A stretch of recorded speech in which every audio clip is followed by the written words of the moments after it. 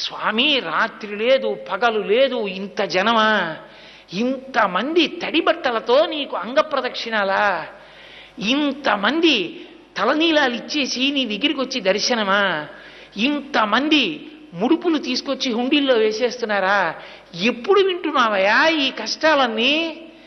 కళ్ళందుకే ఇలా నామాలు పెట్టేసుకుని నిద్రాముద్రాం నిఖిల జగతి రక్షణే జాగరూకం అని దక్షిణాయనంలో పడుకున్నవాడు ఆంతరంగంలోకి చూసినట్టు వచ్చే వాళ్ళ మనస్సులు చూస్తాడు. వ్యాసుడు అందుకే ఓ మాట అన్నాడు, వెంకటాచల క్షేత్రంలో వెంకటేశ్వర స్వామి వారి ముఖమండలం బహుప్రసన్నంగా ఉంటుందట. ఒక్కొక్క రోజున ఎంతో సంతోషంగా ఉంటుంది. అర్థం ఏమిటో తెలుసా? కొండ మీదకి ఎవరో ధార్మికులు వచ్చారని గుర్తు. ధర్మమునందు విశేషమైన అనురక్తి ఉన్న వాళ్ళు కొండ మీదకి వచ్చారనుకోండి, ఆ రోజు మురిసిపోతాట, ఒరే ఒక్కడు వచ్చాడు రా